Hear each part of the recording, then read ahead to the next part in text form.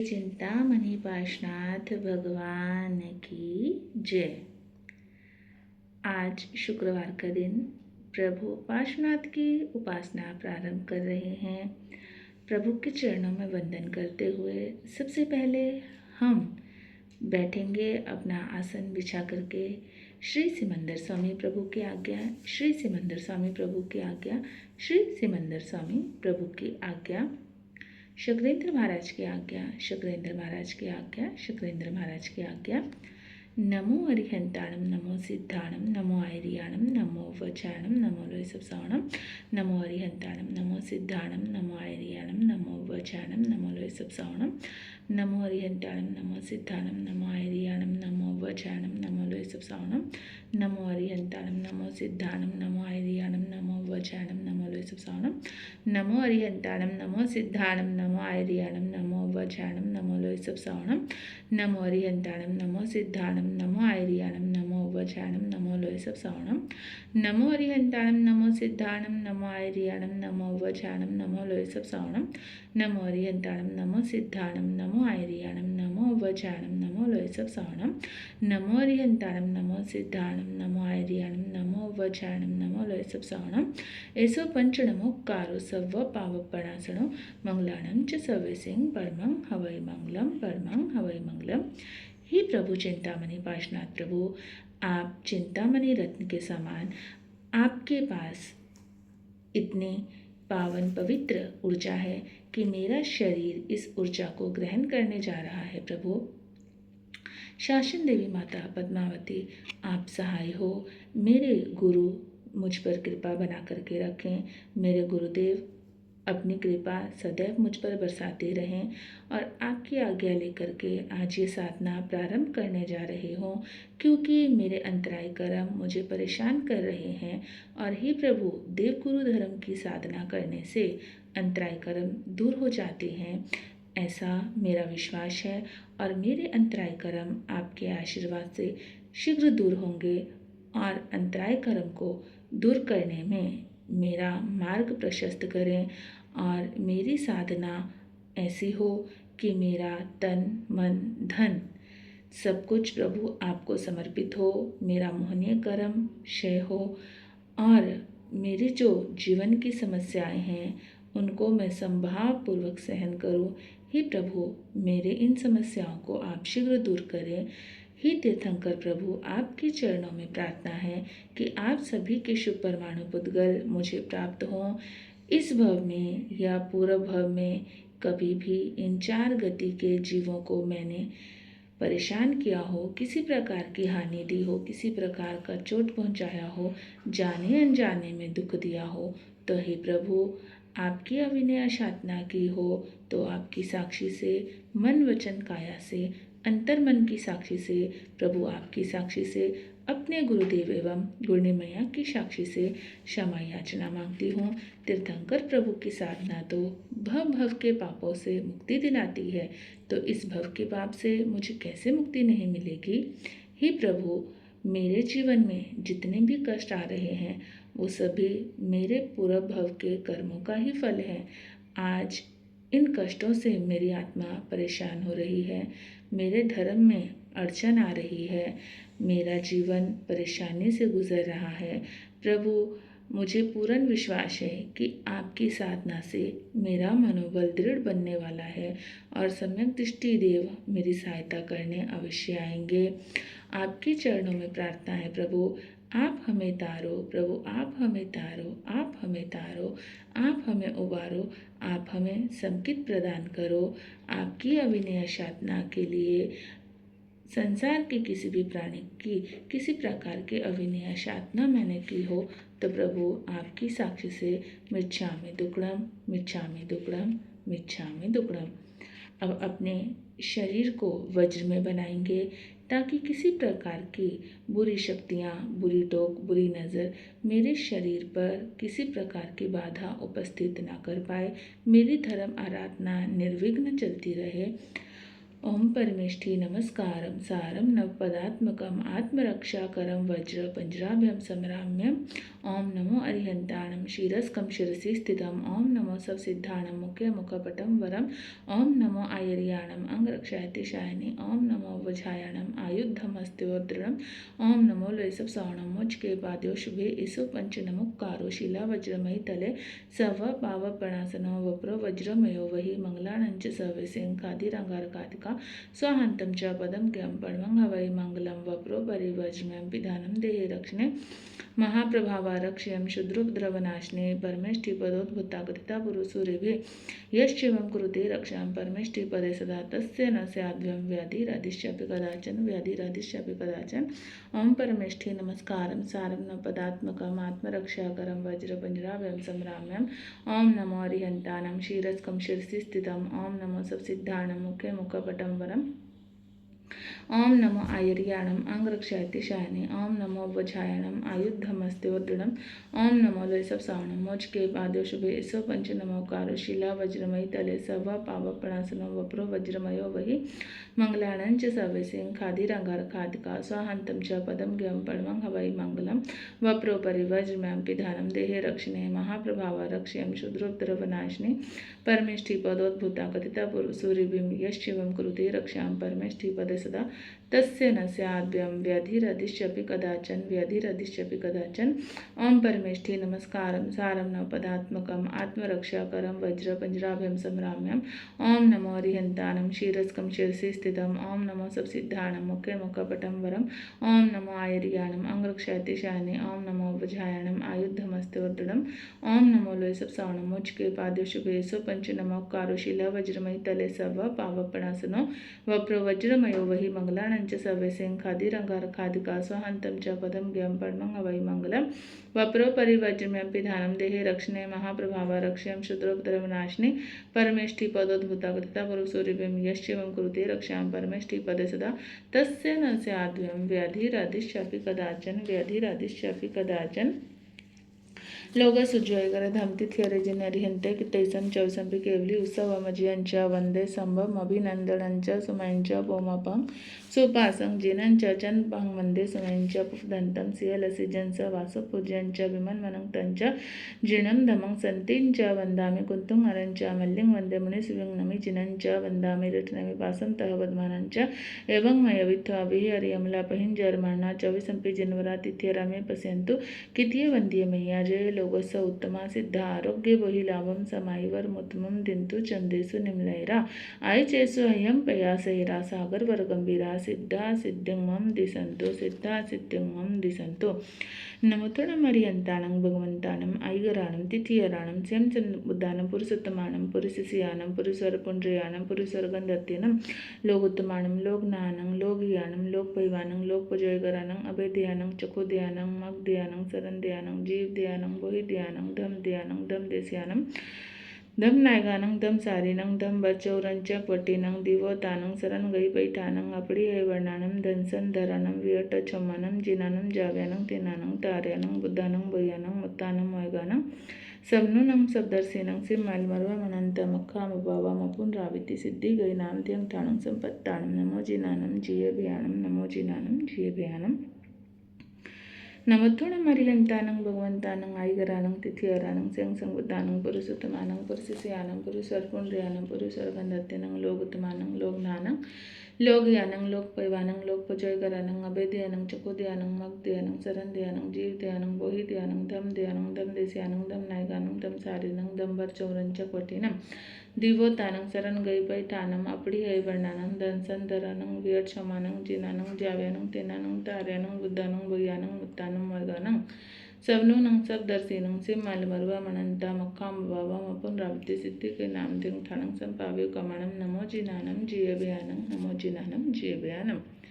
श्री नमेश्वर संभव स्वाम सुविधि धर्म शांति अविराम अनंत सुव्रत नमिनाथ सुजान श्री जिनवर मुझ करो कल्याण अचितनाथ चंदा प्रबुधि आदिश्वर सुपाश गंभीर विमल नाथ विमल जगजान श्री जिनवर मुझ करो कल्याण मल्लीनाथ जिन मंगल रूप पचितन सुंदर स्वरूप श्री हरनाथ नमो वर्धमान श्री जिनवर मुझ करो कल्याण सुमति पदम प्रभु अवतान श्वास पूज शीत श्रेयांस कुंथ उपाश अभिनंदन भान श्री जिनवर मुझ करो कल्याण इन परेश जनवर संभारिये दुख दरिद्र विघन न्यारिये बच्ची से 62 परमान श्री जिनवर मुझ करो कल्याण इन वंता दुख नावे कदा जो निज पासे राखो सदा धरिये पंच तनु मन ध्यान श्री जिनवर मुझ करो कल्याण श्री जिनवर नाम वांछित मिले मन वांछित सब आशा फले धर्म सिंह ने नाम निदान श्री जिनवर मुझ करो कल्याण श्री जिनवर मुझ करो कल्याण श्री जिनवर मुझ करो कल्याण श्री भद्रबाहु स्वामी प्रसादात ईश योग फलतु श्री भद्रबाहु स्वामी प्रसादात ईश योग फलतु श्री भद्रबाहु स्वामी प्रसादात ईश योग फलतु श्री भद्रबाहु स्वामी प्रसादात ईश योग फलतु श्री भद्रबाहु स्वामी प्रसादात ईश योग फलतु श्री भद्रबाहु स्वामी प्रसादात ईश योग फलतु श्री भद्रबाहु स्वामी प्रसादात ईश योग फलतु ओम ह्रीं श्रीं अरम नमयोन पास विसर्ग विसर्जन फिलिम ह्रीं श्रीं नमः ओम ह्रीं श्रीं अरम नमयोन पास विसर्ग विसर्जन फिलिम ह्रीं श्रीं नमः ओम ह्रीं श्रीं अरम नमयोन पास विसर्ग विसर्जन फिलिम ह्रीं श्रीं नमः ओम ह्रीं श्रीं अरम नमयोन पास विसर्ग विसर्जन फिलिम ह्रीं श्रीं नमः ओम ह्रीं श्रीं अरम नमयोन पास विसर्ग विसर्जन फिलिम ह्रीं श्रीं नमः ओम ह्रीं श्रीं अरम नमयोन पास विसर्ग विसर्जन फिलिम ह्रीं श्रीं नमः ओम ह्रीं श्रीं अरम नमयोन पास विसर्ग विसर्जन फिलिम ह्रीं श्रीं नमः ओम ह्रीं श्रीं अरम नमयोन पास विसर्ग विसर्जन फिलिम ह्रीं श्रीं नमः ओम ह्रीं श्रीं अरम नमयोन पास विसर्ग विसर्जन फिलिम ह्रीं श्रीं नमः ओम ह्रीं श्रीं अरम नमयोन पास विसर्ग विसर्जन फिलिम ह्रीं श्रीं नमः। इसकी एक माला पूरी पढ़ें। औसग हरम पासंग पासंग वंदामि कम घन मुक्कम विसर्ग विस्नेनासंग मंगल कल्याणावसंग विसर्ग फलिंग मंतं कंठे धारे जो सियामणो तस गह रोग मारी दुठ जरा जंतीव सामंग चिट्ठौ दूरे मंतो तुझ प्रणामो विभो फलो है नत रेसो बेजीवा पावंती ना दुख दुअगम तुस मते लदे चिंतामणि कप पावंबिये पावंती अभिगेनं जीवाय रामरंग ठानं ये संतो मायस्वती बन्निब्रेन ही अयण तादेव दिज वंग भवि भविपास जिंचंद औसग हरं पासंग पासंग वंदामि कम गण मुक्कम विसर्ग विस्नेनासंग मंगल कल्याणावसंग विसर्ग फुलिंग मंतं कंठे धारे जो सियामणो तस गह रोग मारी दुठ जरा जंतीव सामंग चिट्ठौ दूरे मंतो तुझ पनामो विभो फलो है नर तेरेसो बेजीवा पावंती न दुख दोगम तुस मते लदे चिंतामणि कप पावम बिय पावंती अभिगेनं जीवाय रामरंग ठानं ये संतो मायस्वती बन्निब्रेन ही अयण तादेव दिज वंग भवि भविपास जिंचंद औसग हरं पासंग पासंग वंदामि कम गण मुक्कम विसर्ग विस्नेनासंग मंगल कल्याणावसंग विसर्ग फुलिंग मंतं कंठे धारे जो सियामणो तस गया रोग मारे दोठ जरा जंतीव सामंग चिट्ठौ दूरे मंतो तुझ पनामो विभो फले नर तेरेसो बेजीवा पावंती न दुख दुअगम तुस मते लदे चिंतामणि कप पावम बिय पावंती अभिगेनं जीवाय रामरंग ठानं ये संतो मायस्वती बन्निब्रेन ही अयण तादेव दिज वंग भवि भविपास जिंचंद औसग हरं पासंग पासंग वंदामि कम गण मुक्कम विसर्ग विस्नेनासंग मंगल कल्याणावसंग विसर्ग फुलिंग मंतं कंठे धारे जो सियामणो तस गह रोग मारे दुठ जरा जंतीव सामंग चिट्ठौ दूरे मंतो तुझ पनामो विभो फले नर तेरेसो बेजीवा पावंती न दुख दुअगम तुस मते लदे चिंतामणि कप पावम बिय पावंती अभिगेनं जीवाय रामरंग ठानं ये संतो मायस्वती बन्निब्रेन ही अयण तादेव दिज वंग भवि भविपास जिंचंद औसग हरं पासंग पासंग वंदामि कम गण मुक्कम विसर्ग विस्नेनासंग मंगल कल्याणावसंग विसर्ग फुलिंग मंतं कंठे धारे जो सियामणो तस गह रोग मारे दुठ जरा जंतीव सामंग चिट्ठौ दूरे मंतो तुझ पनामो विभो फलो है नर तेरेसो बेजीवा पावंती न दुख दोगम तुस मते लदे चिंतामणि कप पावम बिय पावंती अभिगेनं जीवाय रामरंग ठानं ये संतो मायस्वती बन्निब्रेन ही अयण तादेव दिज वंग भवि भविपास जिंचंद औसग हरं पासंग पासंग वंदामि कम गण मुक्कम विसर्ग विस्नेनासंग मंगल कल्याणावसंग विसर्ग फुलिंग मंतं कंठे धारे जो सियामणो तस गह रोग मारे दुठ जरा जंतीव सामंग चिट्ठौ दूरे मंतो तुझ पनामो विभो फले नर तेरेसो बेजीवा पावंती न दुख दोगम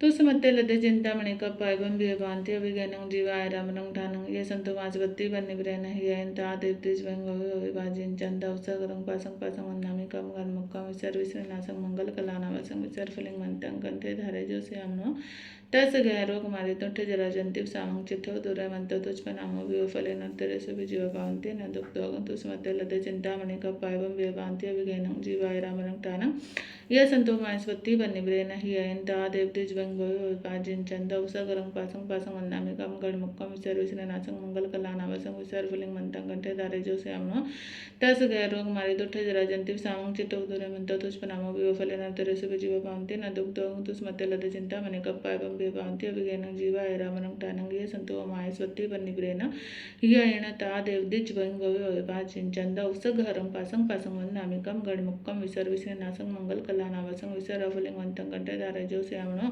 तस गया रोग मारे दुष्ट जरा जंती सामं चिठो तुरे मंतो तुझ प्रणामो भी फलो न तेरेसु बे जीवा पावंती न दुक्तोकम तुस्मते लते चिंतामणि कप्पायवं व्यपान्ति अभिज्ञानं जीवा ऐरावनं ठानं ये संतो माय स्वत्ति वन्निब्रे नयन ता देवदिच वंग भवे चिंचंद भवे चिंचंद बोले श्री चिंतामणि पार्श्वनाथ भगवान की जय।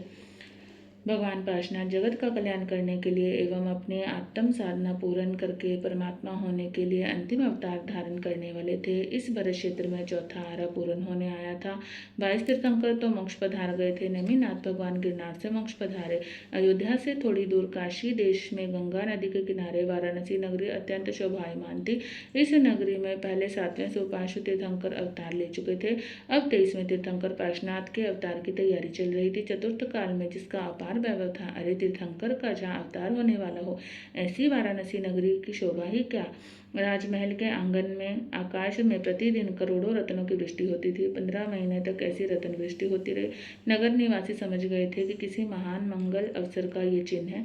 विश्व प्रसिद्ध ऐसे बनारस तीर्थ में उस समय महान भाग्यवान अश्वसेन राजा राज्य करते थे। वे अत्यंत गंभीर थे, सम्यक दृष्टि थे, वीतराग देवगुरु धर्म के परम भक्त थे। उनकी महारानी वामा देवी भी अनेक गुणों से संपन्न थी। इन दोनों की आत्मा तो मिथ्यात्व की अशुचि से रही थी। एक बार महारानी वामा देवी पंचमेष्टि भगवंतों के ध्यान सहित निद्राधीन थी।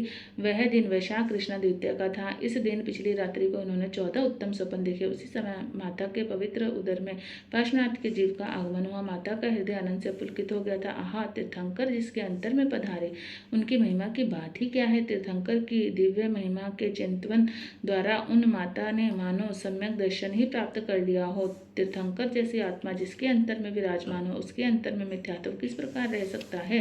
ऐसे शुभ स्वप्न देखने के पश्चात माता जागृत हुई।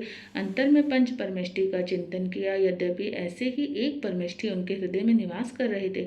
राज्यसभा में जाकर माता ने 14 उत्तम स्वप्न का वर्णन महाराजा अश्वसेन के समक्ष किया एवं स्वप्नों के मंगल फल में तीर्थंकर जैसे पुत्र रत्न की प्राप्ति हो गई। यह जानकर माता के आनंद का पार न रहा। मानो हृदय भूमि में धर्म के अंकुर प्रकट हो गए हों। वहाँ माता तो धन्य हो गई। इंद्र तथा इंद्रानियों ने वाराणसी में आकर माता पिता का सम्मान किया। गर्भ कल्याणक के निमित्त भगवान की पूजा की।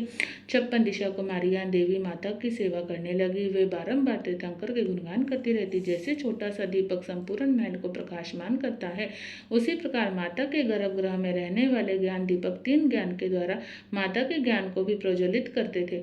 गर्भ में रहे हुए ज्ञानवंत भगवान उस समय भी जानते थे कि मेरा चैतन्य तत्व इस देह के सहयोग से सर्वथा भिन्न है। चैतन्यमय भाव मैं हूँ। इस प्रकार आनंद में दिन व्यतीत होते होते पोष कृष्णा दशमी ने आकर मंगल बधाई दी। पोष कृष्ण दशम के उत्तम दिवस को तीर्थंकर का अवतार हुआ। बनारस नगरी में आनंद का वातावरण छा गया। केवल बनारस में ही नहीं, 3 लोकों में आनंद छा गया। स्वर्ग में भी उस समय मंगल वाद्य बजने लगे। इंद्र ने अवधि ज्ञान से जाना कि भरत क्षेत्र में 23वें तीर्थंकर का अवतार हुआ है। इसलिए इंद्र ने तुरंत इंद्रासन से नीचे उतर कर भक्तिपूर्वक उन बाल तीर्थंकर को नमस्कार किया एवं ऐरावत हाथी के ऊपर बैठकर जन्मोत्सव करने के लिए बनारस में आ पहुंचे। साथ में अनेक देवों के विमान थे। कोई देव बाजे बजा रहे थे, कोई पुष्पों की वृष्टि कर रहे थे। छोटे से भगवान को आकाश मार्ग से मेरु पर्वत की ओर लेकर के गए। हमें जो ये चंद्र सूर्य दिखलाई देते हैं, उनसे भी अधिक ऊंचाई पर मेरु पर्वत पर प्रभु का जन्माभिषेक हुआ। उस समय प्रभु की दिव्य महिमा को देखकर अनेक देवों को सम्यक दर्शन प्राप्त हो गया। प्रभु तो सदा देह से भिन्न आत्मा को देखने वाले थे एवं उनके दर्शन से अनेक जीवों ने भी देह से भिन्न आत्मा को पहचान लिया था। आहा प्रभु, आप तो जन्म रहित हो गए एवं आपकी भक्ति से हमारा जन्म भी सफल हो गया है। इस प्रकार स्तुति करते हुए इंद्र इंद्राणी भी आनंद से नृत्य करने लग गए एवं प्रभु का नाम पार्श्व कुमार रखा गया। प्रभु ने जन्म अभिषेक के समय आकाश से पुष्प वृष्टि होने लगी। आश्चर्य है कि आकाश में कहीं भी फूल के वृक्ष नहीं थे, फिर भी पुष्पों की वृष्टि हो रही थी। अनंत आकाश को भी ऐसा लगा कि आहा, इन भगवान का ज्ञान तो हमारे से भी विशाल है। इसलिए नम्रतापूर्वक वह आकाश में पुष्पों द्वारा भगवान की पूजा करता था। जिस प्रकार मैं निरावलंबी हूँ, इसी प्रकार इन भगवान का ज्ञान भी निरावलंबी है। इस प्रकार निरावलंबी पने के आनंद से उल्लासित होते हुए यह आकाश पुष्प वृष्टि के द्वारा प्रभु का दीपोत्सव मना रहा था। जन्माभिषेक के समय उछलने वाला दूध के समान जल का प्रवाह तो ऐसा दिखलाई दे रहा था मानो क्षीर समुद्र भी उड़कर मेरू पर्वत के ऊपर प्रभु के दर्शन करने आ गया हो। एवं नीचे मध्य भाग में प्रदक्षिणा करने वाले सूर्य चंद्र तारागण मानो प्रभु के चरणों में सेवा करने आ गए हों एवं शाश्वत दीपकों के द्वारा प्रभु की आरती कर रहे हों। मेरू पर्वत के ऊपर तीर्थंकर का जन्माभिषेक करने के बाद इंद्र स्तुति करते हुए कहने लगे, प्रभु आप तो पवित्र हो, आपका अभिषेक करने के बहाने वास्तव में तो हमने अपने पापों को धो डाला है। इंद्राणी कहती है, हे प्रभु, आपको लेकर मानो मैं मोक्ष को ही अपनी गोद में लेकर घूम रही हूँ। ऐसा मेरी आत्मा उल्लासित हो जाती है एवं रत्न आभूषणों के द्वारा आपको अलंकृत करते हुए मानो धर्म रत्नों के द्वारा मैं अपनी आत्मा को अलंकृत कर रही हूँ, ऐसा आनंद उत्पन्न होता है। ऐसा कहते हुए इंद्राणी ने बाल तीर्थंकर को स्वर्ग के वस्त्र आभूषण पहनाकर रतन का तिलक किया। इस प्रकार पारस कुमार का अभिषेक करके देवलोक के दिव्य वस्त्र आभूषण पहनाकर सभी देव बनारस नगर में आ गए। वामा देवी माता को उनका प्यारा पुत्र सौंपते हुए इंद्र कहते हैं कि ये माता, आप धन्य हो, आप जगत की माता हो, आपने इस जगत को ज्ञान प्रकाशक दीपक प्रदान किया है। हे माता, तुम्हारा पुत्र तीन जगत का नाथ है। बनारस नगर में स्थान स्थान पर आनंद उत्सव मनाया जा रहा है। तीर्थंकर के आत्मा को देखकर सहस्त्रों जीवों ने चैतन्य की महिमा को समझकर आत्मज्ञान प्राप्त किया। आहा, भगवान स्वयं केवल ज्ञान प्राप्त करके धर्मोपदेश प्रदान करेंगे, धर्म वृद्धि करेंगे, उस समय की बात ही क्या। किंतु उनका जन्म होते ही जीवों में स्वमेव धर्म की वृद्धि होने लगी। जिस प्रकार सूर्य के उदय होने से कमल स्वयं खिलने लगते हैं, उसी प्रकार तीर्थंकर सूर्य का उदय होने से भव्य जीव रूपी कमल खिलने लगे। पारस कुमार का जन्मोत्सव मनाकर माता पिता को उत्तम वस्तुएं भेंट देकर वे इंद्र स्वर्ग में चले गए। उस समय स्वर्ग से भी वाराणसी नगरी वैभव की अधिक वृद्धि हो गई थी, क्योंकि तीर्थंकर जैसे पुण्य आत्मा वहाँ विराजमान थे। तीर्थंकर जैसे महात्मा के संसर्ग में कौन कल्याण प्राप्त न करेगा। भगवान पारस कुमार धीरे धीरे बड़े होने लगे। उनके अंगूठे में इंद्र ने अमृत रखा था, जिसको चूसकर उनका पोषण होता था। देवियां और अनेक धाय माता वामा माता के संग मिलकर उनको स्नान करवाकर श्रृंगार कराती। उनको देखकर माता की दृष्टि स्थिर हो जाती, उनका हृदय तृप्त होकर के उल्लास से मंगल गीत गाता था। प्रतिदिन सहस्त्रों नगरवासी उनके दर्शन करने को आते, उनके दिव्य रूप को देख करके आश्चर्यचकित हो जाते थे। स्वर्ग के देव भी छोटे छोटे बालकों का रूप धारण कर पारस कुमार के साथ खेलने आते थे। आहा, तीर्थंकर का सहवास किसको रुचि करना होगा। इन देव कुमारों के साथ पारस कुमार नित्य नवीन नवीन क्रीड़ा करते हुए, कभी धर्म की चर्चा करते हुए आत्मा के अनुभव का रहस्य भी समझाते। आहा, छोटे से बालक की श्रीमुख से जब आत्मा के अनुभव का अमृत प्रवाहित होता था, तब इन छोटे से तीर्थंकर की वीतराग रस युक्त वाणी को श्रवण करके जीवों को कैसा आनंद होता होगा। उनकी मुद्रा के दिव्य शांत भाव मुमुक्षुओं को अति इंद्रिय आत्मसुख की प्रतीति उत्पन्न कराते थे। केवल ज्ञान होने के बाद की तो बात ही क्या है, परंतु तीर्थंकर प्रकृति का उदय आने से पहले ही उसके निमित्त से धर्म वृद्धि होने लगी। भगवान जन्म से ही मतिश्रुत अवधि तीन ज्ञान के धारक थे एवं शायिक सम्यक दृष्टि थे। उनका स्वभाव अति सौम्य था। 8 वर्ष की आयु में 5 अनुव्रत पालन करने लगे थे। किसी के समय विद्या सीखना तो उनको था ही नहीं। आत्मविद्या को जानने वाले भगवान को अन्य सभी विद्याएं स्वयं ही प्रकट हो गई थी। उनकी चैतन्य विद्या भी वृद्धि को प्राप्त हो रही थी। बाल्यकाल व्यतीत होने के बाद प्रभु यौवन अवस्था को प्राप्त हुए। इनके शरीर का अद्भुत रूप था। उनके शरीर में कभी पसीना मल मूत्र दिखाई नहीं देते थे। उत्तम लक्षणों से युक्त इनके शरीर में चारों ओर सुगंध फैलती थी। 100 वर्ष की आयु थी। यौवन अवस्था उनके ऊपर आ चुकी थी। एक बार वन विहार के लिए पाशकुमार निकले। उनके साथ उनका मित्र भी था। राजकुमार पार्श्वनाथ को देखकर जनता अत्यंत आनंदित हो उठी थी। अरे, वन विहार में हिरण इत्यादि पशु प्रभु की स्तुति करने लगे। प्रभु को देख करके आनंदित हो गए। आश्चर्यपूर्वक शांत चित्त से देखते थे कि अरे, यह कोई महापुरुष है जिन्हें देखकर हमें भयभीत नहीं हो रहे, बल्कि शांति प्राप्त होती है। वन के पशु भी प्रभु को देखकर खिल जाते, वन के पुष्प भी प्रभु को देख करके खिल जाते थे। वन की शांत प्रकृति शोभा को देखते हुए राजकुमार विचार करने लगे कि मेरा भी अब वन विहारी होने का समय निकट है। इस प्रकार उत्तम भावना पूर्वक वन विहार कर रहे हैं। वहीं वन में एक तापस तपस्या कर रहे थे। इतने में पाश कुमार भी मित्रों के साथ वन विहार करते हुए वहां पहुंच गए। उन्होंने तपस्वी को देखा। तपस्वी को देखने के बाद भी पाश कुमार ने वंदन नहीं किया। अरे, सामान्य श्रावक भी कभी कुगुरु को नमस्कार नहीं करता, तब पार्श्व तीर्थंकर कुगुरु को किस प्रकार वंदन करते।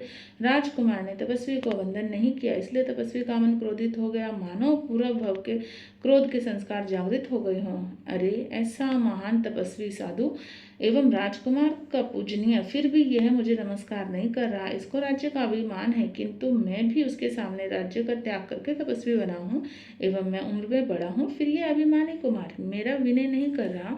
इस प्रकार अज्ञानी गुरु मन ही मन क्रोध करने लगे। शांत तथा गंभीर पार्श्व कुमार तो ऐसे के ऐसे ही शांति से खड़े थे। उनका मन अत्यंत दयालु था, किंतु झूठे कुगुरु तपस्वी व्यर्थ क्रोधित हुए और कहने लगे कि मैं महान तपस्वी हूँ। यह अज्ञानी अबोध पार्श्व कुमार मुझे नमस्कार किए बिना अविवेकी होकर खड़ा है। यह सुनकर पार्श्व कुमार का मित्र कहने लगा, हे महाराज, मैं गुरु हूँ, मैं महान तपस्वी हूँ, ऐसा समझकर आप अत्यंत अभिमान कर रहे हैं, किंतु आपको खबर नहीं कि मिथ्यात्व सहित के कुतप के कारण हिंसा से जीव यहाँ भी दुखी होते हैं और परलोक में भी दुखी होते हैं। काया एवं कषाय से भिन्न आत्मा का जहाँ तक अनुभव नहीं हुआ वहाँ तक सच्चा तप नहीं है। तुम्हारे इस अज्ञान में पंचाग्नि तप में 6 काय जीवों की हिंसा होती है, इसलिए यह कुतप है, अतः आत्मा का किंचित भी हित होने वाला नहीं है। इस बात को सुनकर तापस क्रोधित होकर कहने लगे, तो मुझे उपदेश देने वाला कौन है। यह राजकुमार अभी छोटा बालक है, इसको तो मेरे तप का ज्ञान कहाँ होगा। मैं तीर्थंकर हूँ, ऐसा समझकर यह बालक मेरे इस महान तप का अपमान कर रहा है। मेरे इस तप की महिमा को तुमने जाना नहीं, तुम्हें ज्ञान नहीं, इसलिए तुम बकवास कर रहे हो। पंचाग्नि तप के मध्य बैठना, वायु के वक्षण द्वारा जीवित रहना, हाथ ऊंचे उठाकर एक पांव के ऊपर दीर्घ काल तक खड़े रहना, कंदमूल वृक्षों के पत्ते खाकर जीवित रहना, इस प्रकार के कष्ट उठाकर तप करना कितना कठिन है। ऐसी तपस्या से ऊंचा कोई धर्म नहीं है। ऐसा कहता हुआ अज्ञानी तपस्वी कुल्हाड़ी से लकड़ी को फाड़ फाड़ कर अग्नि में डालने लगा। एक बड़ी लकड़ी काटकर अग्नि में डालने ही वाला था कि इतने में भगवान पार्श्वनाथ ने हाथ ऊंचा उठाकर गंभीर स्वर में कहा, ठहरो ठहरो, क्योंकि अवधि ज्ञान से उन्होंने जान लिया था कि इस लकड़ी में 2 सर्प बैठे हुए हैं एवं कुल्हाड़ी में से वे थोड़े से कट चुके हैं, अभी अग्नि में उनका होम हो जाएगा। इसलिए दयालु भगवान बोल उठे कि ठहरो ठहरो, इस लकड़ी को अग्नि में मत डालो। अज्ञानी तपस्वी झल्लाकर बोला कि तू मुझे रोकने वाला कौन है। तपस्वी को यह पता नहीं था कि इस लकड़ी में 2 नाग बैठे हुए हैं। भगवान ने कहा, तुम जिस लकड़ी को काट रहे हो उसमें 2 सर्प बैठे हुए हैं, वे दोनों ही कट चुके हैं, वे अग्नि में जल जाएंगे, इसलिए जीवों की हिंसा मत करो मत करो। अवधि ज्ञानी पारस कुमार की इस बात को श्रवण करके तपस्वी को विश्वास नहीं हुआ। वे कहने लगा कि तू कौन सा त्रिकाल ज्ञानी हो गया है कि तूने इस लकड़े में सर्प को देख लिया। तू तो व्यर्थ ही हमारे होम हवन में विघ्न डाल रहा है। तब मित्र ने कहा, महात्मा जी, यह भगवान पार्श कुमार अवधि ज्ञानी है, इनका वचन कभी असत्य नहीं होता। आपको सत्यता देखनी हो तो लकड़ी को फाड़ कर देख लीजिए। तपस्वी, जो कि कमठ का ही पूरा जीव था, उसने क्रोध में आकर के कुल्हाड़ी से लकड़ी को फाड़ा। उसके अंदर तड़पते हुए 2 सर्प निकले। उनके शरीर के 2 टुकड़े हो गए थे, दुख से कंपायमान हो रहे थे। पारस प्रभु के सामने एकटक देख रहे थे, मानो उनका मन दुख से मुक्त करने के लिए निवेदन कर रहा हो। सर्प की वेदना देखकर वो लोग एकदम हैरान हो गए। चारों तरफ हाहाकार होने लगा। तपस्वी विकिंचित समय के लिए आश्चर्य में पड़ गया। प्रभु ने सर्प के ऊपर दृष्टि डाली। प्रभु की दृष्टि पड़ते ही दोनों सर्पों को अत्यंत शांति प्राप्त हुई। धीरे धीरे गंभीर आवाज में प्रभु बोले, अरे जीवों को कैसा अज्ञान है, या जहाँ जीव हिंसा होती है वहाँ कभी धर्म नहीं हो सकता। तपस्वी अभिमान से कहने लगा कि तू तो उपदेश देने वाला कौन है। मैं तो तपस्वियों का गुरु हूँ। अभी भी उसकी ऐसी अविवेक बातों को श्रवण करके लोग कहने लगे, अरे महाराज, हम आपको ना तो गुरु मानते हैं, ना ही आपका तिरस्कार करते, परंतु आप तो सर्वज्ञ वीतराग देव, उनका कहाँ हुआ वीतराग अहिंसा रूप मार्ग, उसका त्याग करके अज्ञान से तुम मिथ्यात्व तथा क्रोध आदि कषाय के वश होकर यज्ञ के नाम पर 6 काय जीवों की हिंसा में प्रवर्तन कर रहे हो एवं झूठे मार्ग द्वारा मोक्ष प्राप्त करने की इच्छा रखते हो। यह तो केवल पानी को भिगोकर मक्खन निकालने की इच्छा रखने के समान है। इस प्रकार मंथन करने से घी प्राप्त नहीं होगा। इसी प्रकार अज्ञान क्रियाओं के द्वारा धर्म नहीं होता। कोई अंधा पुरुष अग्नि से बचने के लिए दौड़ा, लेकिन वापस उसी अग्नि कुंड में ही जा गिरा। उसी अग्निकुंड में जा गिरा। तो उसी प्रकार अज्ञान से अंधे जीव हिंसा आदि कषाय द्वारा संसार के दावानल से बचना चाहते हैं, किंतु यह अज्ञान में काय क्लेश तो दुख का ही कारण है। इसलिए हिंसा में अज्ञान मार्ग का त्याग करके ज्ञान मार्ग को स्वीकार करना चाहिए। हमारा आपके प्रति अति स्नेह है, इसलिए आपको ऐसी हित की बात कही। आप विचार पूर्वक अच्छी बात को ग्रहण करके मन के मलिन भावों का त्याग करो। आहा, कैसा सुंदर उपदेश! भावी तीर्थंकर की उपस्थिति में ऐसा सुंदर आनंदकारी वीतराग धर्म का उपदेश श्रवण करके भी वह कमठ का जीव सच्चे धर्म को स्वीकार नहीं कर सका। अरे, ऐसे साक्षात भावी तीर्थंकर की दृष्टि के समक्ष खड़े हैं, जिनको देखकर भी इस कुगुरु का क्रोध शांत नहीं हुआ। जीव स्वयं भाव शुद्ध नहीं करे तो तीर्थंकर भी उसका क्या करे। फिर भी अंदर ही अंदर उसको अवश्य चुभन हो गई कि इन उत्तम पुरुषों के सामने मेरी कुछ भूल अवश्य हो रही है, किंतु क्रोध और अज्ञान के कारण उसने सच्चे वीतराग धर्म को स्वीकार नहीं किया। धर्म लाभ प्राप्त होने के लिए उसे अभी किंचित विलंब था। अंत में वह भगवान की शरण में आकर सच्चा धर्म अंगीकार करता है। एक और कटे हुए सर्प तड़प रहे हैं और एक और सर्पों की हिंसा करने वाले कुगुरु खड़े हैं, एक और इन सर्पों को उद्धार करने वाले जगत गुरु खड़े हैं। मधुर वाणी द्वारा वीतराग धर्म का स्वरूप बतला रहे हैं। दोनों सर्प तो दया की मूर्ति भगवान को देख करके शांति को प्राप्त हुए। उनके मुख से वीतराग धर्म का उपदेश श्रवण करके धन्य बन गए। अत्यंत गंभीरता पूर्वक पारस कुमार कहते हैं, हे सर्पराज, इस तपस्वी की अज्ञानता के कारण तुम्हारे शरीर के कुल्हाड़ी से कट करके 2 टुकड़े हुए हैं, परंतु तुम क्रोध मत करना। पूर्व में क्रोध करने से तुमने इन सर्पों का अवतार प्राप्त किया है, किंतु अब क्रोध का त्याग करके क्षमा भाव को धारण करना, पंच परमेष्टि भगवान की शरण लेना। ऐसा कहकर पारस कुमार ने उन सर्पों को नवकार मंत्र सुनाया। दोनों सर्प शांति से श्रवण करते हैं। नमो अरिहंताणम, नमो सिद्धाणम, नमो आयरियाणम, नमो वज्राणम, नमो लोय सब साहुणम। आहा, भावी तीर्थंकर के दर्शन से, उनके श्रीमुख से ऐसे नमस्कार महामंत्र को श्रवण करने से नाग तथा नागिन दोनों अपना दुख भूल गए। शांत भाव धारण करते हुए अति उपकार बुद्धि से प्रभु को सामने देखते रहे। उन सर्पों के मुख से मानो विष के बदले अमृत झर रहा हो कि आहा, हमारे जैसे विषधर जीवों को भी प्रभु ने करुणापूर्वक सच्चे धर्म को समझाकर हमारा कल्याण किया। धन्य है इन भगवान को। ऐसा विचार करके दोनों सर्पों ने भक्ति पूर्वक मस्तक झुकाया। प्रभु की आंखों से तो अमृत की वर्षा हो रही थी। नमस्कार मंत्र को सुनाने के बाद पाश कुमार ने कहा, अरे जीवों, अज्ञान से इस त्रियंच गति में तुम अति दुखी हुए हो। अब इससे मुक्त होने का अवसर है, इसलिए शांत भाव से तुम आत्मा को लक्ष्य लेना। तुम्हारी आत्मा क्रोध से भिन्न चेतन भाव रूप है, उसको लक्ष्य में लेकर परम अहिंसा रूप वीतराग जैन धर्म की शरण लेना। आहा, प्रभु के शांत रस से झड़ने वाले वचनों की बात ही क्या थी। उनका श्रवण करके नाग नागिन दोनों जीवों को अति शांति प्राप्त हुई एवं प्रभु के वचनों में ही देह त्याग करके भवनवासी देव में धर्मेंद्र तथा पद्मावती देवी हुए।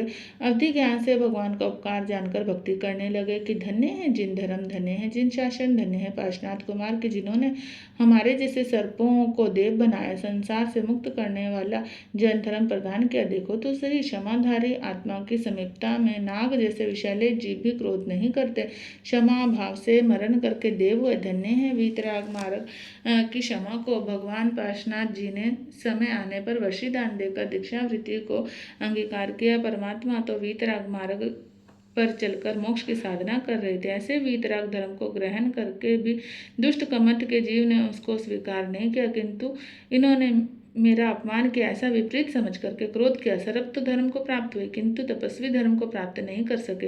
वे क्रोध के कारण शल्यपूर्वक मरकर मेघमाली देव हुए। एक बार वह अपने विमान में कहीं जा रहे थे, एकाएक विमान रुक गया। पार्श्वनाथ जैसे तीर्थंकर विराजमान हो, तब उन्हें वंदन किए बिना उनके ऊपर से विमान किस प्रकार जा सकता है। विमान के अंदर बैठे हुए देव का प्रयास विमान चलाने में असफल रहा, तब विमान क्यों रुक गया, इसका पता लगाने के लिए देव विमान से बाहर आए। देव ने विमान से बाहर निकलकर देखा तो एक व्यक्ति खड़ा है। उसको क्या पता कि ये तीर्थंकर है। बस उनको देखते ही देव क्रोधायमान हो गए और निर्णय किया कि इन्हीं ने मेरे विमान को रोका है। उसने तो भयंकर विकराल रूप धारण किया और भगवान के सामने आकर चिल्लाने लगा, मानो भगवान को भी निगल जाएगा। इस प्रकार अत्यंत क्रोधाविष्ट होकर विकराल मुंह फाड़कर कहने लगे, हे मायाचारी, तूने मंत्र से मेरे विमान को क्यों रोका है। शीघ्र मेरे विमान को छोड़ा, अन्यथा जला करके अभी के अभी भस्म कर दूंगा। ऐसा कहकर मुंह से अग्नि की ज्वालाएं निकालने लगे।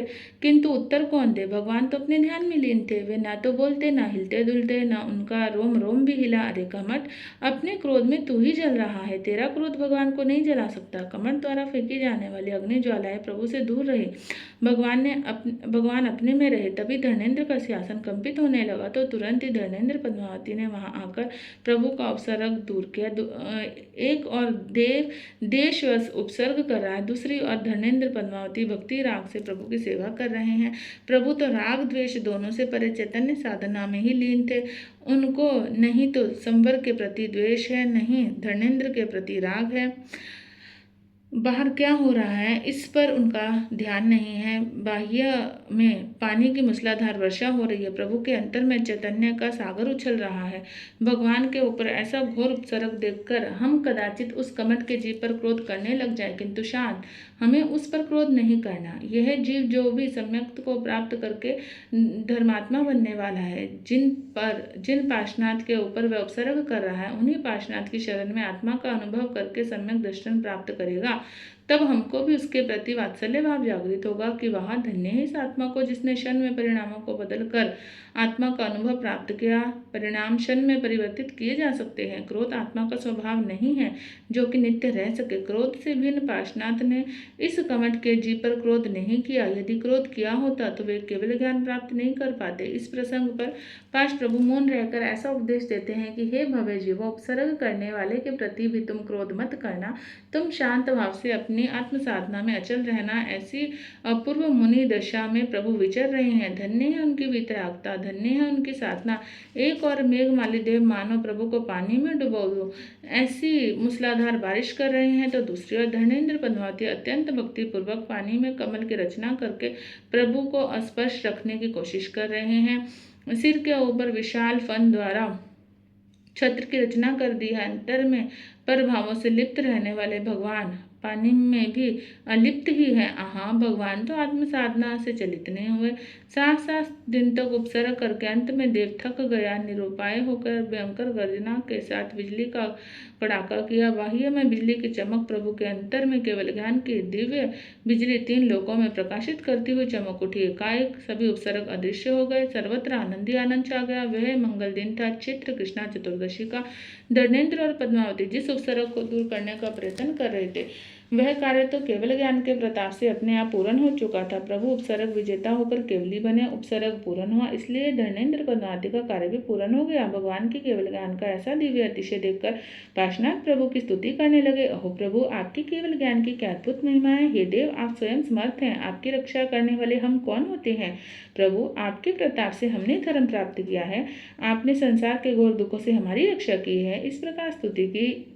उस दिन प्रभु की महिमा करते समय संकल्प लिया, परमात्मा, हमें तिरंच गति से मुक्ति दिलाकर आपने हमें धर्मेंद्र और पद्मावती बनाया है। ये उपकार प्रभु का हम पर हमेशा रहेगा, क्योंकि यदि परमात्मा के मुख से नवकार महामंत्र नहीं सुना होता, नहीं उद्बोधन दिया होता, तो शायद आज भी हम कहीं भटकते। वैसे तिरंच प्राणियों में एक विशेषता होती है कि वे अपने ऊपर किए गए उपकार को एवं उपकारी को कभी नहीं भूलते हैं। एक टुकड़े रोटी की कीमत अपनी जान देकर चुकाते हैं। ये तो फिर तीर्थंकर का उपकार था जो नाग नागिन से धर्मेंद्र पद्मावती बना दिया था। मन ही मन उन दोनों दिव्य आत्माओं ने संकल्प लिया कि आज से हम छत्र के रूप में प्रभु के नजदीक रहेंगे, ताकि उनकी वाणी हमेशा ही हमें सुनने को मिलती रहे।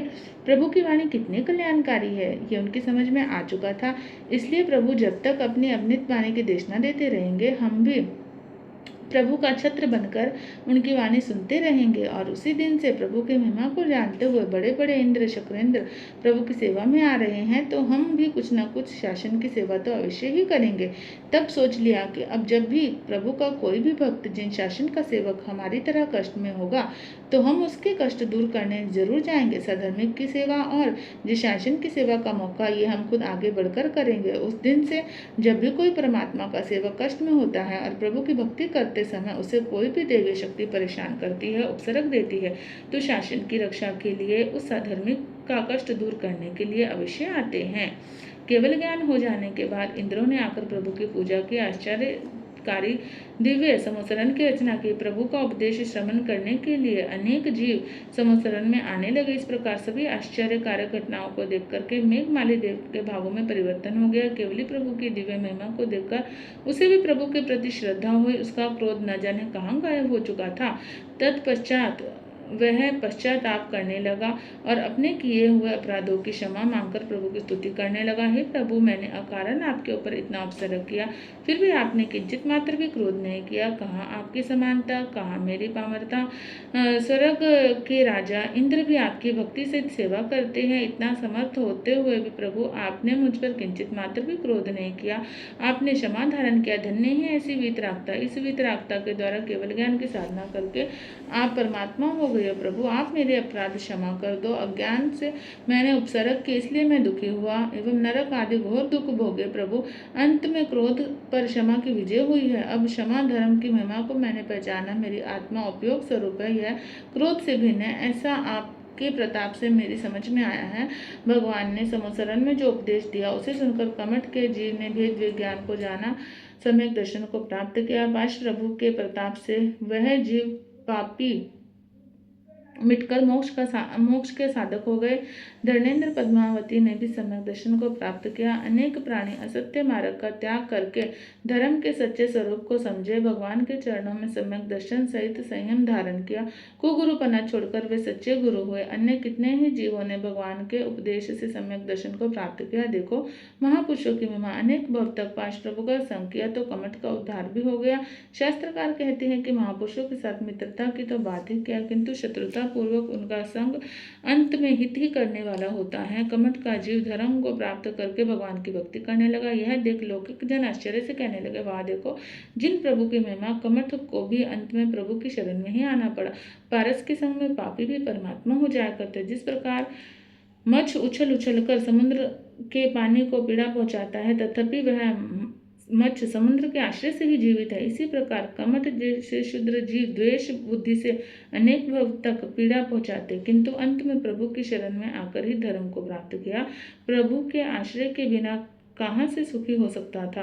अहो, प्रभु का ज्ञान, प्रभु की शांति, प्रभु की वितराग क्षमा, उनकी बात ही क्या थी। प्रभु की गंभीरता समुद्र से भी महान है। ही पारस प्रभु, सभी तीर्थंकर समान होते हुए भी आपकी जो विशेष प्रसिद्धि देखने में आती है, वह तो धर्मेंद्र और पद्मावती के कारण ही देखने में आती है। उपकार करने वाले शत्रुओं के द्वारा ही महापुरुषों की कीर्ति फैलती है। प्रभु, मेघमाली की भयंकर विक्रिया के समय भी आप न तो अपने तन की शांति से चलायमान हुए और न कमठ के ऊपर क्रोध किया। आपने तो शांत चित्त कमठ की विक्रिया को दूर करके जगत को यह बतला दिया कि सच्ची विजय क्रोध के द्वारा नहीं किंतु क्षमा के द्वारा प्राप्त की जा सकती है। कमठ के दुष्ट भावों के कारण आपको उसको स्वयं को हानि हुई। आपकी आत्म साधना में कमठ के दुष्ट भाव किंचित मात्र बाधा कारक नहीं हुए। वास्तव में आपकी शांति आश्चर्यजनक है। हे प्रभु, यह धर्मेंद्र पद्मावती दोनों जीव महान कृतज्ञ हैं, उपकार को पहचानने वाले धर्मात्मा हैं। इस प्रकार जगत में उनकी प्रशंसा हो रही है, किंतु हमको इस बात की खोज करनी पड़ेगी कि आपका उपसर्ग किस प्रकार दूर हुआ। क्या धर्मेंद्र पद्मावती ने आके आपका उपसर्ग दूर किया? आपके समत्व की साधना के प्रभाव से स्वयं दूर हो गया। प्रभु, सच्चा प्रताप तो आपका ही है, वास्तविक पूजनीय तो आप ही हैं। धर्मेंद्र और पद्मावती हमारे समान आपके सेवक हैं। आपके प्रताप से उन्होंने धर्म को प्राप्त किया। इस प्रकार भक्तजन अनेक प्रकार से प्रभु की महिमा करते दिव्य उपदेश श्रवण कर रहे हैं। आहा, समोसरण में विराजमान तीर्थंकर भगवान की शोभा अद्भुत थी। समोसरण में दिव्य सिंहासन होते हुए भगवान उसका स्पर्श किए बिना आकाश में विराजमान नजर आ रहे थे। सिंहासन में भी ऊंचे आकाश में विराजमान निरालंबी भगवान को देखते हुए ऐसा ज्ञात होता था कि पुण्य के उत्कृष्ट फल से भी चैतन्य गुण ऊंचे हैं। वे सिंहासन में अस्पर्शित भगवान जगत को यह प्रसिद्ध कर रहे हैं कि पुण्य फल स्वरूप यह सिंहासन आत्मा के लिए अपद है। रतन जड़ित सिंहासन होते हुए भी भगवान तो उससे अलिप्त थे, उनको सिंहासन का आधार नहीं था, किंतु उससे विपरीत सिंहासन की शोभा भगवान के प्रताप से थी। इस प्रकार बाहर में स्फटिक के 3 छत्र भले ही शोभित हो, किंतु अंतर में प्रभु के रतन त्रय की शोभा की बात ही अलग थी।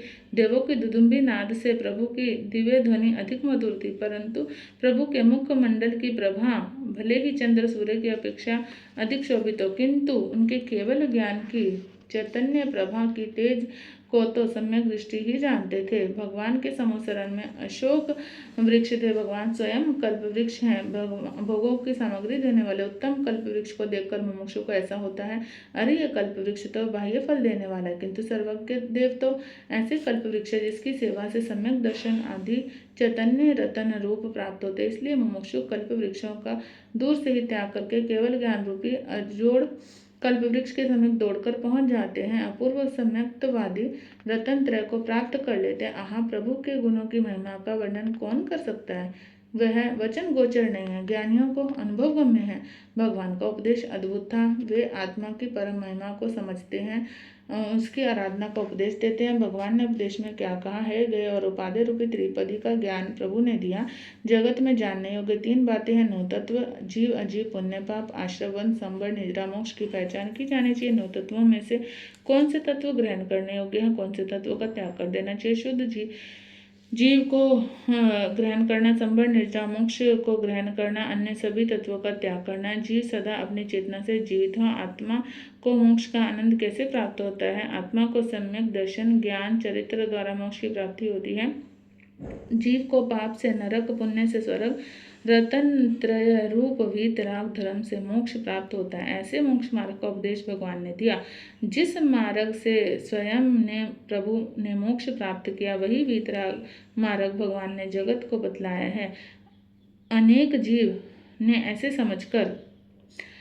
ऐसे मार्ग को समझकर धर्म को प्राप्त किया। कितने ही जीव दीक्षा लेकर मुनि हुए। सिंह, बाघ, हाथी, बंदर, सर्प इत्यादि पशु भी आत्मा को समझकर व्रतधारी हुए।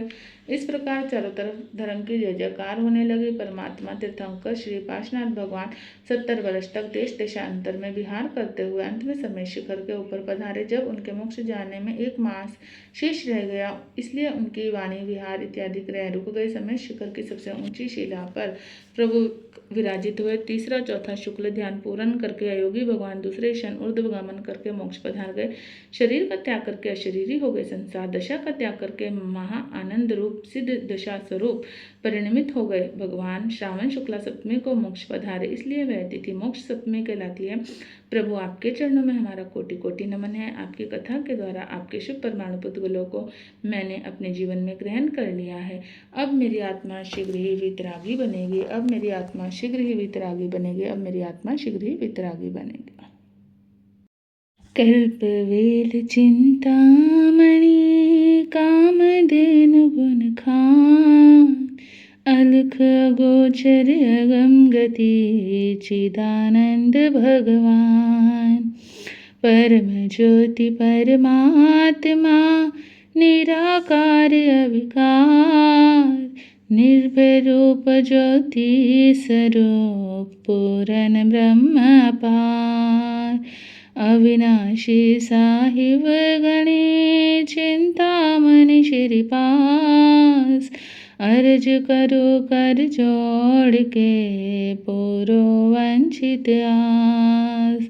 मन चिंतित आशा फले सकल सिद्ध हो काम, चिंतामणि को जाप जप चिंता हरि है नाम। तुम सब मेरे को नहीं चिंतामणि भगवान, चेतन की ये विनती दीजिए अनुभव ज्ञान। प्रणत देवलोक से आए जन्म बनारस नगरी पाए, अश्वसेन कुल मंडन स्वामी तिहु जग के प्रभु अंतर्यामी। वामा देवी माता के जाय, कंचन नाग फनी मणि पाय।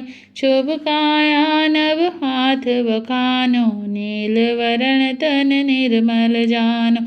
मानव यक्ष सेवे प्रभु पाय, पद्मावती देवी सुखदाय। इंद्र चंद्र पारस गुण गावे, कल्प वृक्ष चिंतामणि पावे। नित्य सिमरो चिंतामणि स्वामी, आशा पूरो अंतर्यामी। दंदन पारस पुर साधानी, तुम सम जग में को नहीं नानी। तुमरो नाम सदा सुखकारी, सुख उपजे दुख जाए विसारी। चेतन को मन तुम्हारे पास, मन वांछित पूरो प्रभु आस। ओम भगवंत चिंतामणि, पाश प्रभु जिन राय। नमो नमो तुम नाम से, रोग शोक मिट जाए। वात पीत दूरे टले, कफ नहीं आवे पास। चिंतामणि के नाम से, मिटे श्वास और खांस। प्रथम दूसरो तीसरो, ताव चौथियो जाय। शूल बातर दूर हो, दादर खाच न धाय। विस्फोटक गढ़ गुंबड़ा, कोड़े 18 दूर। नेत्र रोग सब परिहरे, कंठ माल चकचोर। चिंतामणि के जाप से, रोग शोक मिट जाए। चेतन पारस नाम को, सिमरो मन चित लाय। मन शुद्ध सिमरो भगवान, भय भंजन चिंतामणि ध्यान। भूत प्रेत भय जावे दूर, जाप जपे सुख संपत्ति पूर। डाकन शाकन व्यंतर देव, भय नहीं लागे पारस से। जलचर थलचर उरपुर जीव, इनको भय नहीं सिमरो पीव। बाघ सिंह को भय नहीं होय, सर्प गोह आवे नहीं कोय। वाट घाट में रक्षा करे, चिंतामणि चिंता सब हरे। टोना ठामण जादू करे, तुमरो नाम लिया सब डरे। ठग फांसी गर तस्कर होए, द्वेषी दुश्मन नावे कोय। वह सब भागे तुमरे नाम, वह सब भागे तुमरे नाम। मन वांछित पूरो सब काम, वह निवारण पूरे आस। चेतन जप चिंतामणि पार, चिंतामणि के नाम से, सकल सिद्ध हो काम। राज रिधि रमणी मिले, सुख संपत्ति बहुधाम। हाय गए रथ पायक मिले, लक्ष्मी को नहीं पार। पुत्र कलत्र मंगल सदा, पावे शिव दरबार। चेतन चिंता हरण को, जाप जपो तिहु काल। कर आए बिल 6 मास को, उपजे मंगल माल। पारस नाम प्रभाव से, बाड़े बल बहु ज्ञान। मन वांछित सुख उपजे, नित सिमरो भगवान। समत 18 परे, 30.5 परिमाण। पोष शुक्र दिन पंचमी, वार शनिचर जान। पढ़े गुने जो भाव से, सुने सदा चितलान। चेतन संपत्ति बहु मिले, सिमरो मन वच काय। सिमरो मन वच काय, सिमरो मन वच काय। पारश प्रभु को वंदना, करते शीश झुका। चरणों में मस्तक सदा, रहे मेरा झुका। तीर्थंकर इसमें, जग के तारणहार। गुण स्तुति तेरी करूं, नैया कर दो पार। नैया कर दो पार। पाश नाम है मंगलकारी, सब दुख भंजन हर विघ्न हारी। पाश नाम की महिमा भारी, गुण गाती है दुनिया सारी। प्राणत देवलोक से आए, 1456 माँ को दिखलाए। पोषवदी दशमी दिन प्यारा, कुल में जन्मा एक था दुलारा। वाराणसी में जन्म था पाया, अश्वसेन पिता कतुजाया। वामा माता पाहर शाही, चारों ओर बजी शहनाई। 56 दिशा कुमारी आई, नाथ को गोदी में दे हर्षाई। मेरू पर फिर तुझे ले जाए, इंद्र मिलकर अभिषेक कराए। पार्श्वनाम फिर तेरा धराया, चारों ओर तेरा नाम गुंजाया। एक दिन महल में आप खड़े थे, फिर देखा कहीं लोग चले थे। पूछताछ तुमने करवाई, बात समझ में सारी आई। कमठ नाम का तापस आया, चारों तरफ लकड़ी को जलाया। पारस चल कर वहाँ थे आए, अवधि ज्ञान प्रयोग मिलाए। लकड़ी का आधा टुकड़ा जला था, नाग नागिन का देह उसमें पड़ा था। तापस को जाकर था बताया, उसने गुस्सा प्रभु को दिखाया। सारी जनता के सन्मुख चिल्लाया, प्रभु को बुरा भला सुनाया। शांत मुख से प्रभु खड़े थे, मन ही मन नवकार पढ़े थे। चीर कर लकड़ी को दिखाया, नमोकार फिर उन्हें सुनाया। नमोकार जब उन्होंने सुना था, श्रद्धा से मन भरा पूरा था। प्रभु मुख से सुनकर नवकारा, त्रंच गति से हो गया पारा। श्रद्धा प्रभु के लिए जगी थी, फिर जिन धर्म की लगन लगी थी। कमठ की फिर बदनामी हुई थी, जीवन और इज्जत की खराबी हुई थी। आर्त ध्यान से मरा था वो तो, मेघमाली बना था वो तो। प्रभु ने दीक्षा की मन में ठानी, पोषवदी 11 दिन बड़ भागी। 300 जीवों को भी जगाया, साथ में तेरे संयम पाया। साधना तेरी चल ही रही थी, परीक्षा भी हो ही रही थी। मेघमाली का वैर जो जागा, ध्यान में देख तुझे वो भागा। पानी सारी रात बरसाए, पर वो तुझे डुबो ना पाए। नाग नागिन जो देव बने थे, धर्मेंद्र पद्मावती वो बने थे। उनका फिर डोला सिंहासन, छोड़ दिया फिर अपना आसन। सिर पर प्रभु को पद्मावती धारे, धर्मेंद्र ने फन फैलाए सारे। मेघमाली को फिर फटकारे, मार रहे थे उसे ललकारे। डर कर भीर पागा था पापी, जन्मों से दुख पाए पापी। पद्मावती प्रभु संग रहती, तब से जोड़े हाथ हैं दर पर तब से। पार्श्वनाथ हैं तुमको प्यारे, रहती उनको सिर पर धार।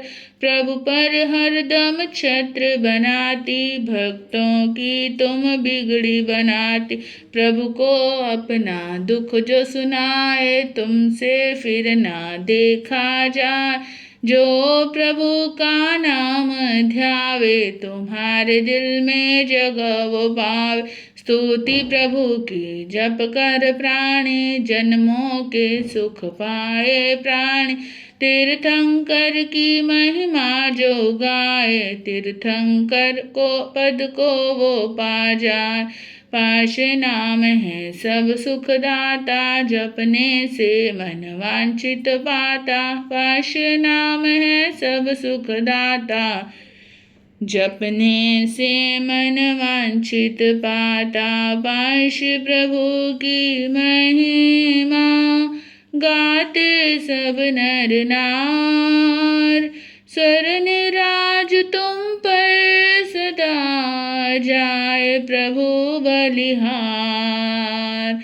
कृपा नजर हम पर करो, तारो तारणहार। शरण में तेरी खड़े, कर दो नैया पार। सारे नर और नार, सारे नर और नार। बोले चिंतामणि पाशनाथ भगवान की जय। बोले चिंतामणि पाशनाथ भगवान की जय।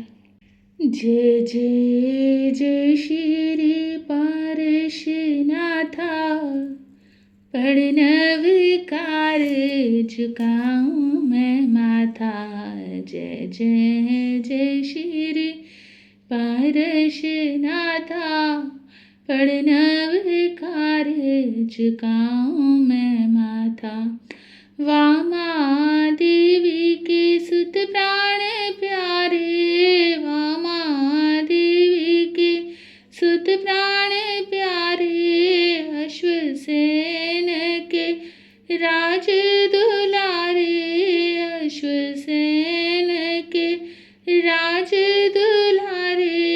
जय जय जय श्री पारशनाथा, पढ़न विकार झुकाऊं मैं माथा।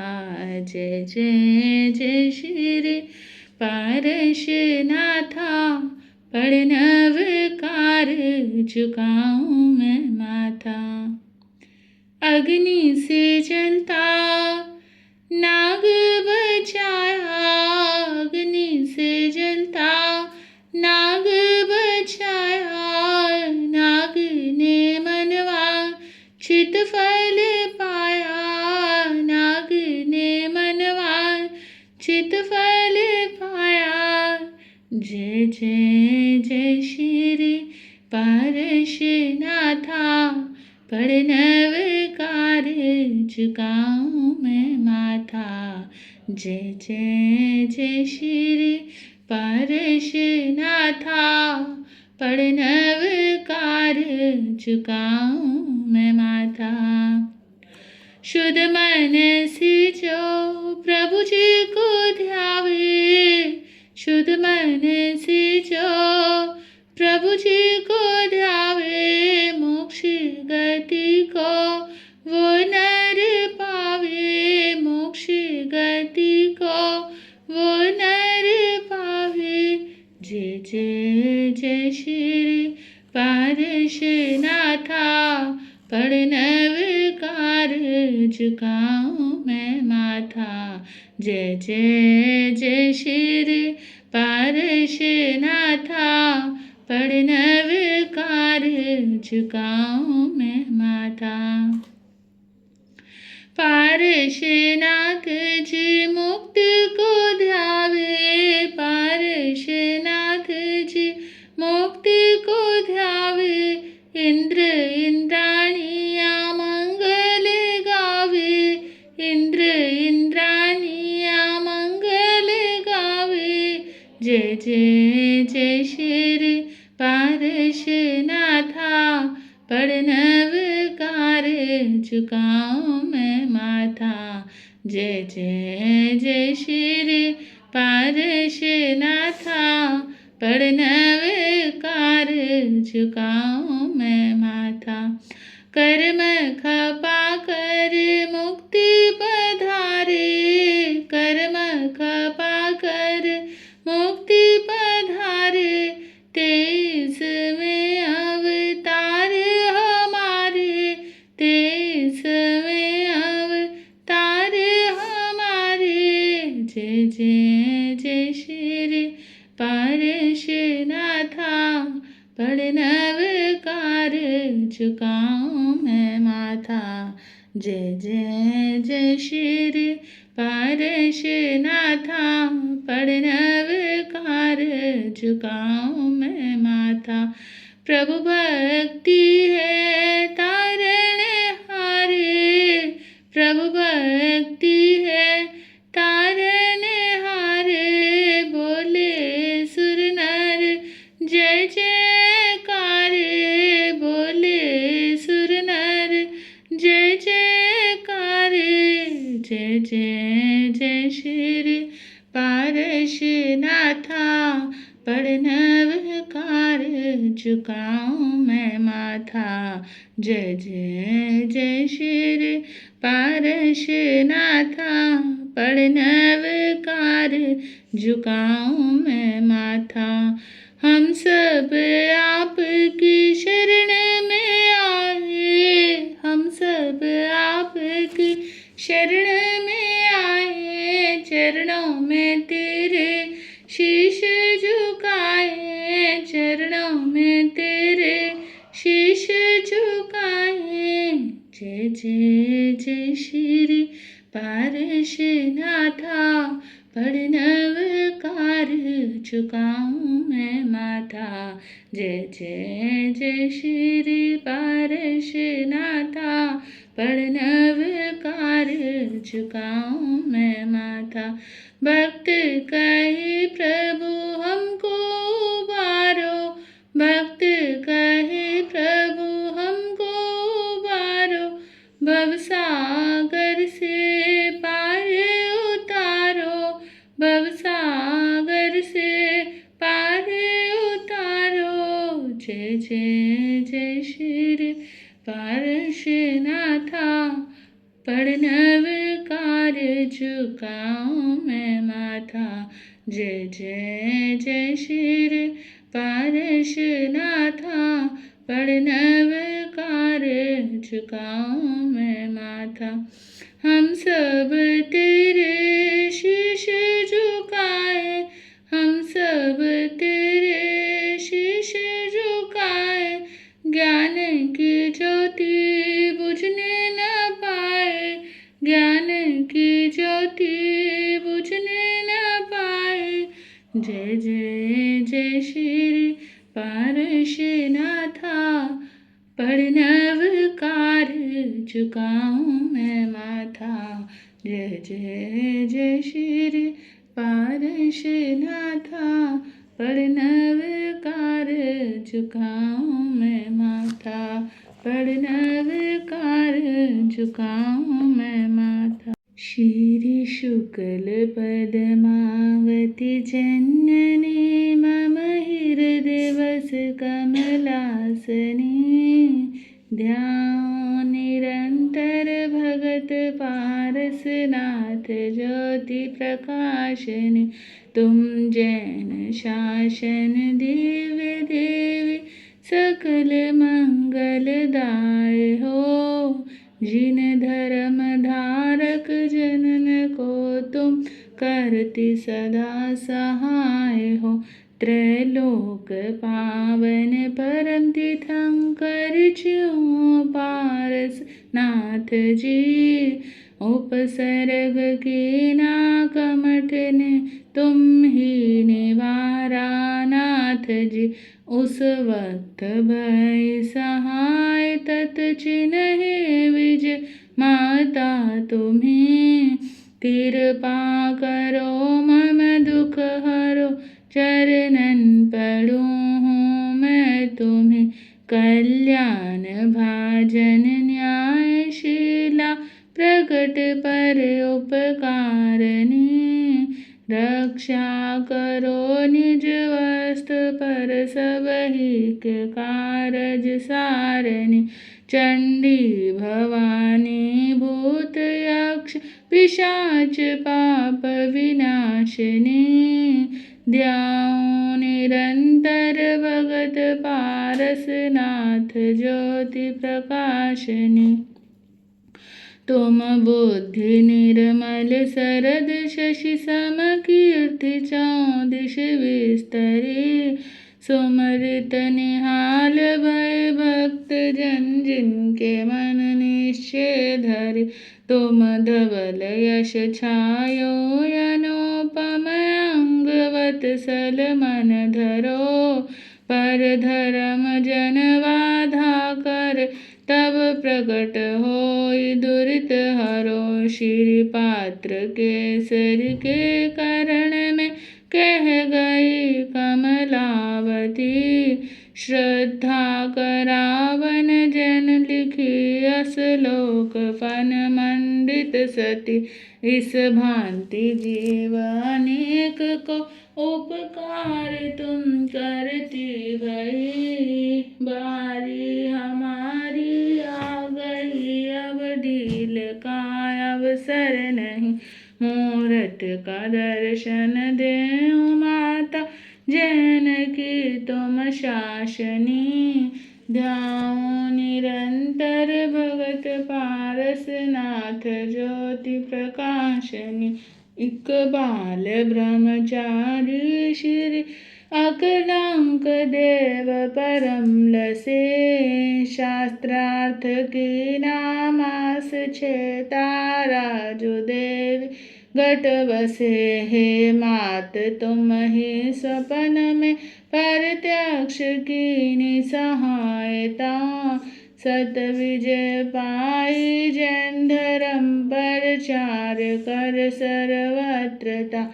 हे अंबिके वागीश्वरी कमलेश्वरी पद्मावती, महिमा कहाँ लग वर्णऊं तुम विमल ज्योति विराजती। हे मात अपनो जान कर मुझ बाल पे रक्षा करो, कीजे सफलता कार्य की शुभ पूर्ण मंगल विस्तर। तुम ही को नित रटते रहे प्रत्यक्ष हो जिन शासनी, ध्याऊं निरंतर भगत पारसनाथ ज्योति प्रकाशनी। जब सेठ गुणधर को बरो संकट महादरिद्र तनो, तुम हीन तीन लक्ष्य दई अतुल अरुदंत रतन जड़ित घनो। पाषाण पारस के विड़ेत लोह कंचन होत है, मेरे हृदय दोनों विराजित क्यों न हो। द्योत है सुगुण धरनी सुख करनी, आय शरण तुम्हारी है माँ। प्रतिपाल कर मम दुख हरो, मुझ देऊं वर माता रमा। तुमरो करो सिमरन सदा, आशा लगी तुम दर्श की। रोमावली प्रफुल्लित भई है, बार आई हर्ष की कृपा हजारों पे करो। पारस प्रभु की दासनी, ध्याऊं निरंतर भगत पारसनाथ ज्योति प्रकाशनी। ओम जय पारस प्रभु देवा, ओ प्रभु जय पारस देवा। चरण कमल में वंदन, चरण कमल में वंदन, करते हम सेवा। ओम जय पारस देवा।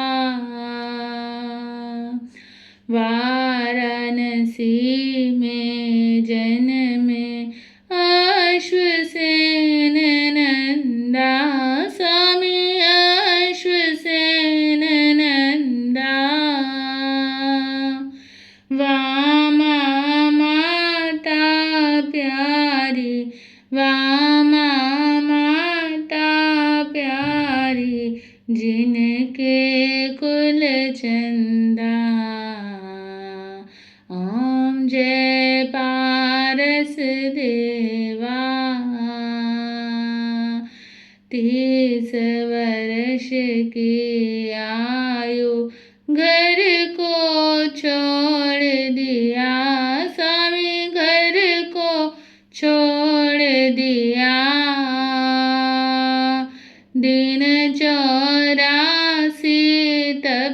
कर दिन 84, तप कर केवल धार लिया। ओम जय पारस देवा, कमठ के अहंकार को तुमने चूर किया, स्वामी तुमने चूर किया। नमस्कार को सुना कर, नमस्कार को सुना कर जीवन पूर किया। ओम जय पारस देवा, धर्मेंद्र पद्मावती बन कर वो आए, स्वामी बन कर वो आए। शासन की रक्षा का, शासन की रक्षा का भार वो उठाए। ओम जय पारस देवा, आरती तेरी सुन कर वो क्षण में आते, स्वामी वो क्षण में आते। श्रद्धा से जो जपता, श्रद्धा से जो जपता वो सब कुछ पाते। ओम जय पारस देवा, शरण राज कर वंदन चरणों में तेरे, स्वामी चरणों में तेरे। सम्यक दृष्टि देना, सम्यक दृष्टि देना, भव दुख काटो मेरे। ओम जय पारस देवा, ओम जय पारस देवा, हो प्रभु जय पारस देवा। चरण कमल में वंदन, चरण कमल में वंदन करते हम सेवा। ओम जय पारस देवा, ओम जय पारस देवा।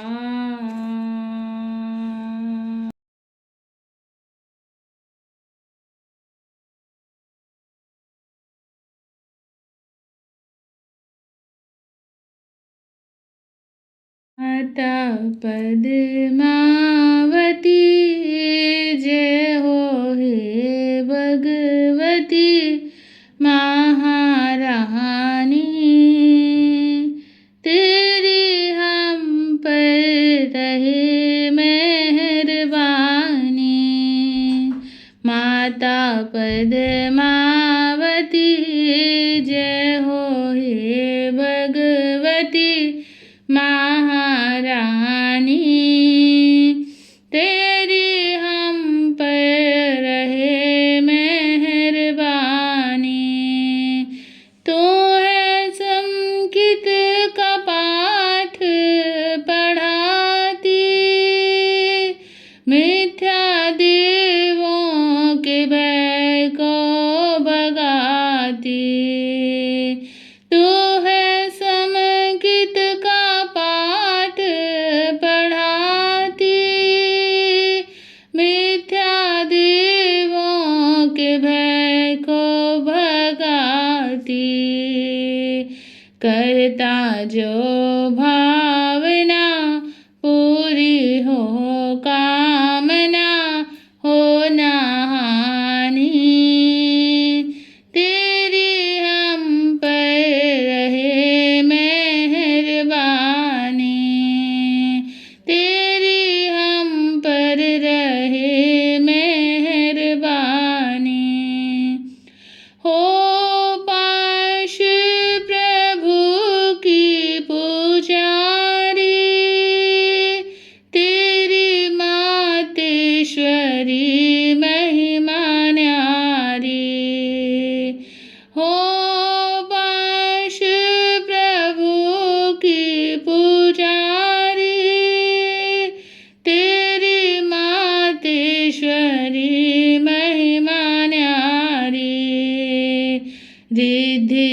रिद्धि मिले, सुख की बगिया खिले लासानी।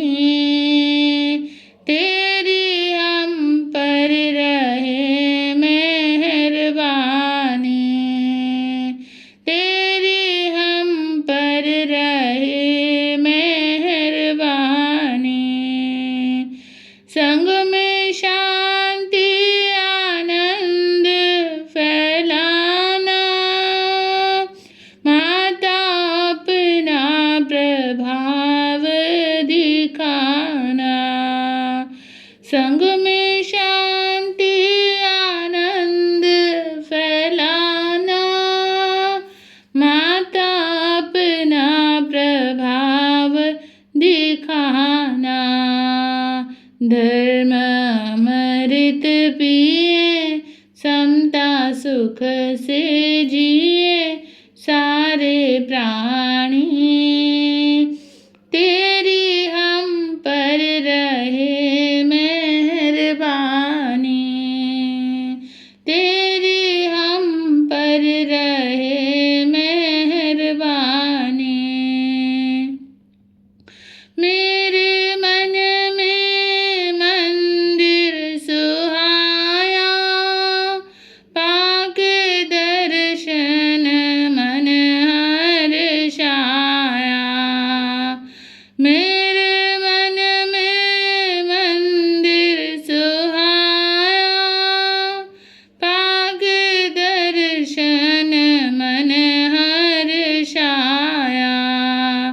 हे पतित पावने, भव्य मन भावने, हे कल्याणी। तेरी हम पर रहे मेहरबानी, तेरी हम पर रहे मेहरबानी। मेरी भव भव की भ्रमना मिटा दो, पाश प्रभु जी का सेवक बना दो।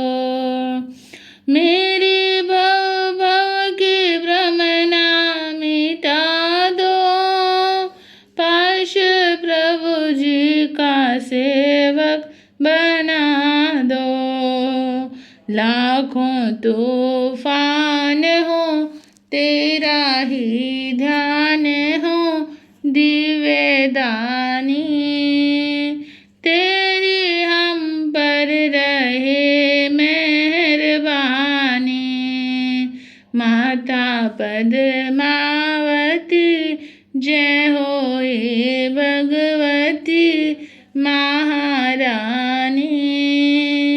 तेरे हम पर रहे मेहरबानी, तेरी हम पर रहे मेहरबानी। नमो ओरियंतानम, नमो सिद्धानम, नमो आर्यानम, नमो अवजानम, नमो लय सप्सावनम। नमो ओरियंतानम, नमो सिद्धानम, नमो आर्यानम, नमो अवजानम, नमो लय सप्सावनम। नमो ओरियंतानम, नमो सिद्धानम, नमो आर्यानम, नमो अवजानम, नमो लय सप्सावनम। नमो ओरियंतानम, नमो सिद्धानम, नमो आर्यानम, नमो अवजानम, नमो लय सप्सावनम। नमो ओरियंतानम, नमो सिद्धानम, नमो आर्यानम, नमो अवजानम, नमो लय सप्सावनम। नमो ओरियंतानम, नमो सिद्धानम, नमो आर्यानम, नमो अवजानम, नमो लय सप्सावनम। नमो ओरियंतानम, नमो सिद्धानम, नमो आर्यानम, नमो अवजानम, नमो लय सप्सावनम। नमो ओरियंतानम, नमो सिद्धानम, नमो आर्यानम, नमो अवजानम, नमो लय सप्सावनम। नमो ओरियंतानम, नमो सिद्धानम, नमो आर्यानम, नमो अवजानम, नमो लय सप्सावनम। ईसो पंच नमोकारो सबो पावटनासनं मंगलानं च सर्वसिंह परमं हवै मंगलम।